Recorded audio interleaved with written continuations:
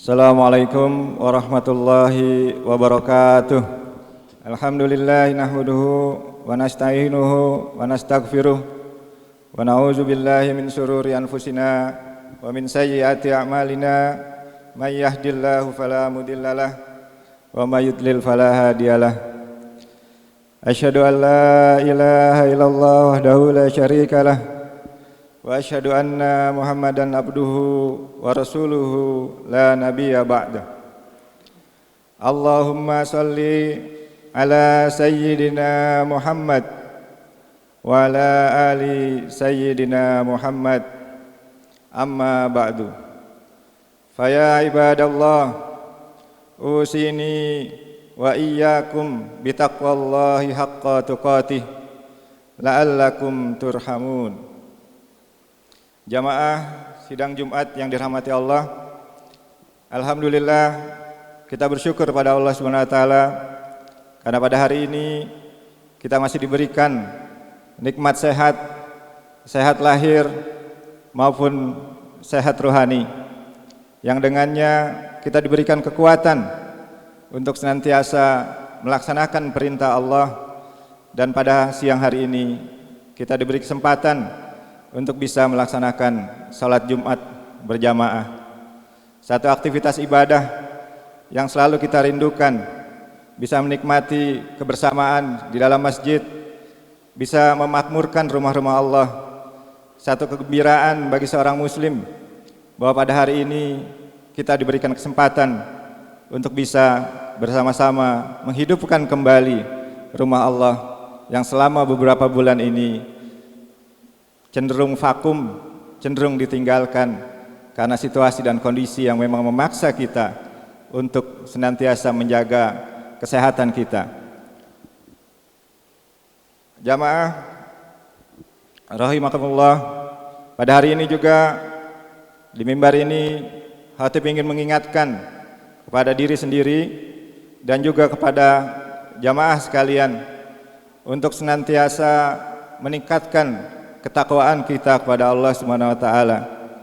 Allah berfirman, "Ya ayyuhallazina amanu taqullaha haqqa tuqatih wa la tamutunna illa wa antum muslimun."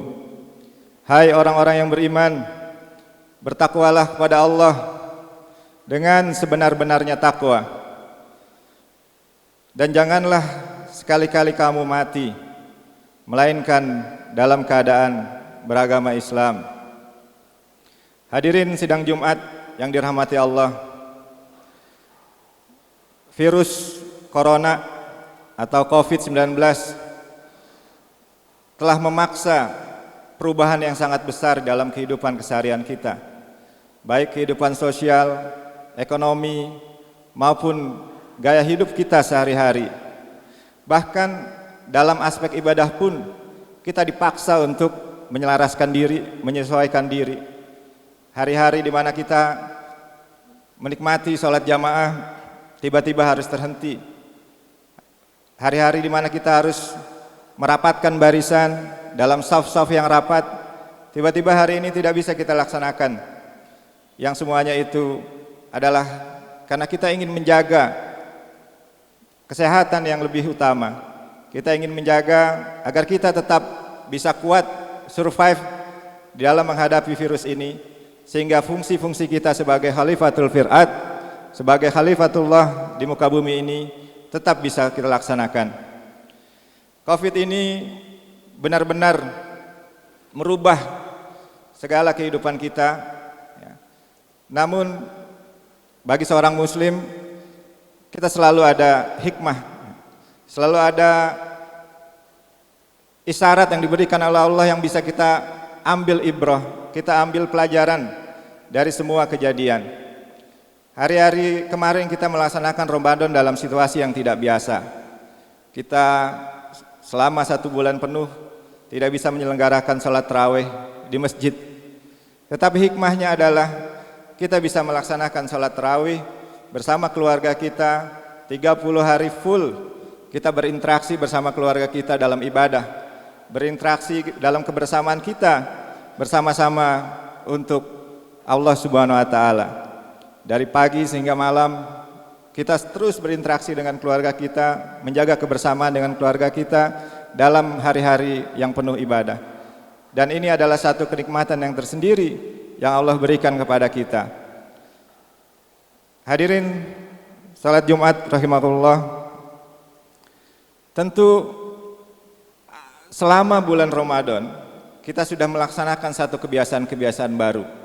Kalau hari-hari ini kita tren dengan Covid ini, kita ingin masuk ke dalam satu normalitas baru, ke dalam yang para ahli mengatakan keseimbangan baru. Hal-hal yang sebelumnya kita tidak pernah lakukan, hari-hari ini kita harus lakukan. Hal-hal yang sebenarnya penting dan itu sebenarnya sudah diketahui bersama, bagaimana kita menjaga kebersihan, bagaimana kita menjaga kesehatan. Itu suatu hal yang sebelum ada virus ini pun kita sudah memahami, kita sudah mengerti, kita sudah, bahkan sebagian kita mungkin sudah menjalani. Tetapi dengan kehadiran virus ini memaksa kita untuk lebih berdisiplin menjaga kesehatan kita, untuk lebih berdisiplin untuk menjaga diri kita. Ini bagian dari pembelajaran buat kita semua, bahwa ternyata ada satu kuasa yang luar biasa memaksa kita untuk membuat satu kebiasaan-kebiasaan baru yang sebenarnya baik dan sudah kita lakukan sebelumnya mungkin sebagian orang, dan hari ini kita dipaksa untuk secara kolektif melaksanakan kebiasaan-kebiasaan baru itu. Dan kita menjadi terbiasa dengan mandi lebih sering, kita terbiasa menjaga diri kita lebih baik lagi. Dan ini adalah satu hikmah yang saya kira sangat luar biasa buat kita semua. Dan bagi seorang muslim, menciptakan kebiasaan baru, melakukan kebiasaan baru, melakukan new normal, melakukan normalitas baru adalah suatu hal yang biasa. Selama 30 hari kita digembleng di bulan Ramadan, kita melaksanakan satu kebiasaan-kebiasaan baru. Dan kita menciptakan satu keseimbangan baru di dalam tubuh kita.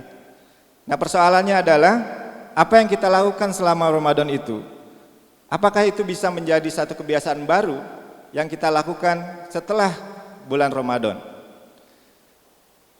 Hadirin sidang Jumat yang dimuliakan oleh Allah Subhanahu wa taala, ada beberapa keseimbangan baru seorang muslim yang harus kita jaga, yang sudah kita latih selama bulan Ramadan. Dan ini harus menjadi satu kebiasaan kita, karena memang inilah sejatinya kebiasaan seorang muslim. Yang pertama, kita berusaha atau diminta untuk menjaga keseimbangan antara jiwa dan raga. Keseimbangan antara aspek material dengan aspek spiritual. Kita berpuasa, kita mengurangi hasrat kita pada hal-hal yang sifatnya material. Secara fisik kita melihat puasa itu melemahkan, puasa itu membuat kita menjadi kekurangan energi, puasa itu membuat kita menjadi kekurangan pasokan asupan bahan makanan. Tetapi sesungguhnya kalau kita melihat dari perspektif spiritual, dengan puasa itu justru bukan melemahkan, malah puasa itu menyembuhkan dan menguatkan. Para dokter sudah confirm, para ahli peneliti sudah confirm bahwa ketika seorang berpuasa, maka di dalam tubuhnya keluar hormon-hormon yang bisa mengurangi rasa cemas, yang bisa mengurangi depresi, yang bisa mengurangi kegelisahan, yang membuat orang menjadi tentram. Jadi puasa yang kita lihat secara zahirnya membuat manusia menjadi lebih lemah, tapi sesungguhnya secara batin manusia itu menjadi lebih kuat.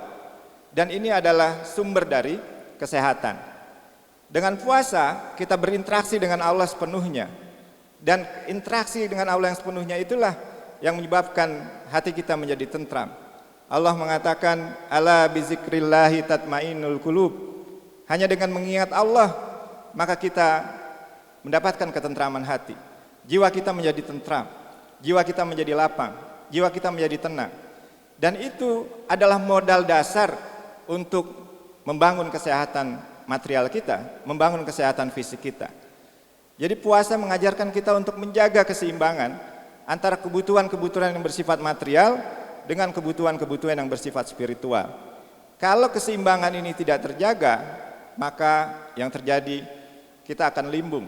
Kita akan dihadapkan dengan berbagai permasalahan-permasalahan, baik permasalahan fisik itu sendiri maupun permasalahan mental.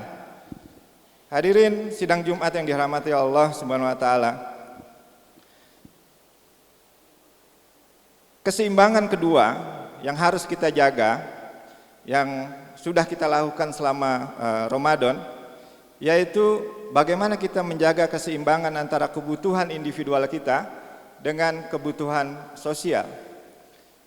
Menjaga keseimbangan antara individualisme dengan kolektivisme. Selama ini mungkin kita sepanjang tahun kita bekerja, kita berusaha mencari uang, kita berusaha untuk memenuhi kebutuhan pribadi kita. Tapi bagi seorang muslim, kita senantiasa menyadari bahwa dari apa yang kita dapat, bahwa dari harta yang kita punya, ada bagian dari kepemilikan orang lain, ada bagian dari kepemilikan orang-orang miskin. Dan selama bulan Ramadan, zakat, infak, sedekah, kita menjadi orang yang terbiasa berderma. Kedermawanan itu tiba-tiba tumbuh selama bulan Ramadan. Dan ketika hari-hari ini kita dihadapkan dengan COVID-19, dengan virus yang mematikan ini, di mana banyak orang terdampak secara sosial maupun ekonomi, kemudian kita bahu-membahu, tolong-menolong, bantu-membantu. Kedermawanan kita itu tumbuh untuk membantu sesama kita. Dan selama Ramadan itu, kedermawanan itu dengan insentif yang besar dari Allah Subhanahu wa taala, dengan janji pahala yang luar biasa, itu semakin subur. Nah, kedermawanan yang sudah kita bangun selama Ramadan itu, selama pandemi ini, dia harus menjadi kebiasaan baru. Dia harus menjadi normalitas baru seorang muslim. Karena memang pada hakikatnya begitulah yang diajarkan oleh Rasulullah kepada kita semua, bahwa seorang muslim adalah seorang yang paling bermanfaat bagi manusia. Nabi mengatakan dalam sebuah hadisnya, misalnya, bahwa dilarang seorang muslim itu menyakiti diri sendiri maupun menyakiti orang lain, memberikan mudarat kepada diri sendiri maupun memberikan mudarat kepada orang lain. Dan ini harus bisa menjadi kebiasaan-kebiasaan baru kita, bahwa senantiasa ketika kita hidup di tengah masyarakat, bahwa kita menyadari betul bahwa kita ini bukan makhluk individual, bahwa kita ini terkoneksi dengan kolektivitas kita, bahwa kita terkoneksi dengan masyarakat kita, yang di sana kita dituntut untuk memberikan peran-peran yang lebih besar untuk menyelesaikan persoalan kemasyarakatan kita. Jadi Ramadan ini mengajarkan kepada kita bagaimana kita menjaga keseimbangan individual dengan keseimbangan sosial. Dan ini harus bisa menjadi normalitas baru kita sebagai seorang muslim. Dan ini menjadi tantangan buat kita semua. Ada satu kisah menarik yang ini menyebabkan seorang non-muslim terinspirasi dan akhirnya dia memilih menjadi muslim. Mungkin kita pernah mendengar ada namanya Lauren Bott, adik ipar dari Tony Blair, mantan Perdana Menteri Inggris. Satu hari Lauren Bott datang ke Palestina. Kemudian dia datang ke satu rumah di jalur Gaza, disambut oleh seorang ibu. Rumah itu sangat miskin. Rumah itu boleh dibilang sangat tidak terbayangkan oleh dia yang biasa hidup di Inggris dengan kehidupan yang normal. Tetapi seorang ibu itu menyambut Lauren Bott itu dengan luar biasa penyambutan, seakan-akan dia ingin membawa tamunya itu masuk ke dalam istananya. Kemudian Lauren Bott itu masuk ke dalam rumahnya. Kemudian sang ibu mengeluarkan makanan yang dia punya. Tidak ada makanan yang istimewa, hanya sebuah roti yang keras. Kemudian ibu itu menawarkan kepada Lauren Bott dengan begitu ramahnya, dengan begitu semangatnya, dengan begitu bangganya, dia menawarkan kepada tamunya sesuatu yang dia anggap paling istimewa yang dia punya. Nah, kemudian Lauren Bott tidak mau karena dianggap ini orang miskin, tidak layak dia memberikan, harusnya Lauren Bott lah yang memberikan kepada orang miskin ini. Tetapi ibu itu terus memaksa. dan akhirnya dia menerima. Baik, saya makan, tapi mari kita makan bersama. Terus ibu itu mengatakan, oh tidak, hari ini sedang puasa, jadi saya tidak makan. Kemudian Lauren Bot itu terenyuh, bagaimana orang yang miskin, kemudian dia tidak biasa mungkin mendapatkan kenikmatan material, kemudian satu-satunya makanan yang dia punya itu diserahkan kepada tamunya sebagai penghargaan untuk tamunya. Kemudian Lauren Bot ingin tahu lebih jauh. Ibu ini miskin, jarang makan, makanannya kurang, kenapa ketika ada makanan tidak makan malah memilih puasa? Kemudian apa jawabannya? Ibu itu menjawab dengan tenang dan sangat jelas. Dia menjawab bahwa aku berpuasa sebagai refleksi rasa syukurku kepada Allah Subhanahu wa taala yang telah memberikan nikmat kehidupan, yang telah memberikan nikmat keimanan. Saat itu kemudian Lauren Bot menangis, tergetar. Dia melihat satu hal yang luar biasa, bahwa orang memiliki satu kekuatan spiritual yang tinggi, dia merefleksikannya dengan kemauan untuk berbagi. Kemudian Lauren Bot mengatakan, ya Tuhan, kalau ini adalah Islam, kalau yang digambarkan oleh ibu ini adalah Islam, maka hari ini juga saya mengatakan saya ingin masuk Islam. Kemudian di kemudian hari akhirnya kita tahu bahwa Lauren Bot masuk Islam dan dia mengenakan hijab. Dan dia campaign promosi mengkampanyekan pembelaan advokasi terhadap diskriminasi Muslim, termasuk juga pembelaan terhadap Palestina. Jadi karena seorang ibu yang begitu luar biasa, dia memiliki kekuatan spiritual yang direfleksikan dengan kemauan dia berbagi pada sesama, itu menginspirasi orang untuk tertarik kepada Islam karena dia melihat keindahan Islam di sana. Karena itu harus bisa menjadi normalitas baru buat kita, menjaga keseimbangan antara kebutuhan individu kita dengan kebutuhan sosial kita. Hadirin salat Jumat, sidang Jumat yang dirahmati Allah. Ketiga, keseimbangan yang harus kita jaga adalah keseimbangan dunia dan akhirat. Kita ini senantiasa, bagi sebagian orang, menganggap bahwa dunia dan akhirat itu dua hal yang terpisah, karena kita tidak pernah melihat wujudnya akhirat. Bahkan orang yang berbicara tentang akhirat dianggap sebagai peramal yang tidak pernah datang ke sendiri, tidak melakukan survei sendiri. Tapi bagi seorang beriman, kehidupan dunia dan kehidupan akhirat itu bukanlah dua hal yang terpisah, tetapi merupakan kehidupan yang kontinu, merupakan kehidupan yang saling berhubungan. Apa yang kita lakukan di dunia akan kita terima semua balasannya di akhirat. Apa yang kita lakukan pada hari ini, baik-baik maupun hal yang buruk, akan kita terima semuanya di akhirat kelak. Allah akan memberikan balasan pada kita tentang apa yang kita lakukan. Oleh karena itu, Allah mengingatkan kepada kita untuk senantiasa memperhatikan apa yang telah kita perbuat untuk hari esok kita. Allah mengatakan, ya ayyuhallazina amanuttaqullaha wal tanzur nafsum ma qaddamat lighad. Wahai orang-orang yang beriman, bertakwalah kepada Allah Subhanahu wa taala, dan hendaknya setiap diri memperhatikan apa yang telah diperbuatnya untuk hari esok.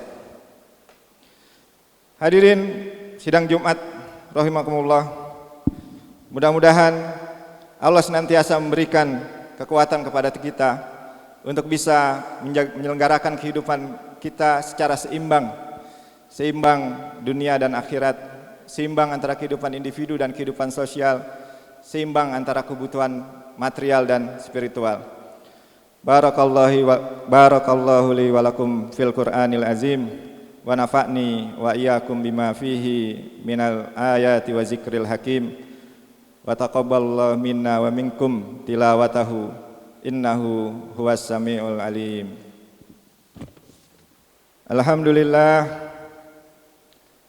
Alhamdulillahi ja'alana minal muslimin wa razaqana minat thayyibat Asyhadu an la ilaha illallah wahdahu la syarikalah wa asyhadu anna Muhammadan abduhu wa rasuluhu la nabiyya ba'dah.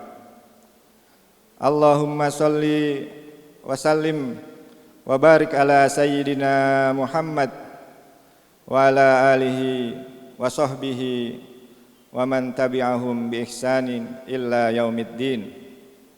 Amma ba'du. Faya ibadallah, ittaqullah faqad fazal muttaqun. Qala Allah Ta'ala, inna Allaha wa malaikatu yusholluna 'alan nabi ya ayyuhallazina amanu shollu 'alaihi wa sallimu taslima. Allahumma sholli wa sallim ala sayyidil mursalin wardallahumma an ashabihi wa azwajihi wa zurriyatihi ajma'in. Allahumma ighfir lil muslimina wal muslimat wal mu'minina wal mu'minat al ahya'u minhum wal amwat ya qadiyal hajat. Rabbana ighfir lana dzunubana wa israfana fi amrina wa tsabbit aqdamana wansurna 'alal qaumil kafirin. Rabbana ighfir lana wa li ikhwanina allazina sabaquna bil iman wa la taj'al fi qulubina ghillan lil ladzina amanu. Rabbana innaka ra'ufur rahim. Rabbana hab lana min azwajina wa dzurriyyatina qurrata a'yun waj'alna lil muttaqina imama. Rabbana atina fid dunya hasanah wa fil akhirati hasanah wa qina azabannar. Ibadallah, innallaha ya'muru bil 'adli wal ihsan wa ita'zil qurban wal fahsya'i wanil munkar wal baghi ya'izukum allakum yazkurun waskurhu ala ni'amihi wala zikrullahil akbar. Aqimissalah.